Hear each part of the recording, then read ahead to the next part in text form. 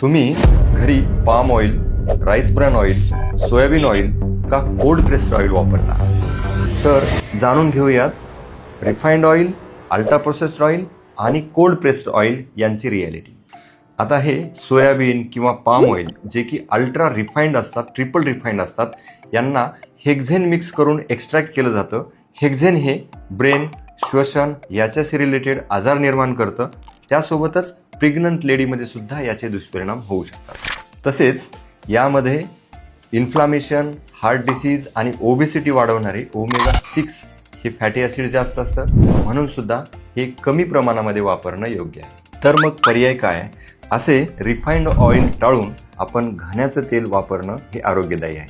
American heart असोसिएशननुसार cold pressed ऑइलमध्ये natural antioxidants असतात आणि त्यासोबतच हेल्दी फॅट असते, म्हणून हृदयासाठी उपयुक्त असतात. पण हे तेलसुद्धा लिमिटेड वापरणं गरजेचं आहे. तर असे अल्ट्रा प्रोसेस्ड रिफाइंड ऑइल शक्य असेल तर सोडा आणि भारतीय परंपरेने बनवलेली घाण्याचे तेल, ज्यामध्ये करडई, सूर्यफूल, शेंगदाणे, तीळ तेल असे अल्टरनेट करून वापरा. अशाच सायंटिफिक न्यूट्रिशनल इन्फॉर्मेशनसाठी फॉलो करा आणि ही रील इतरांना शेअर करा.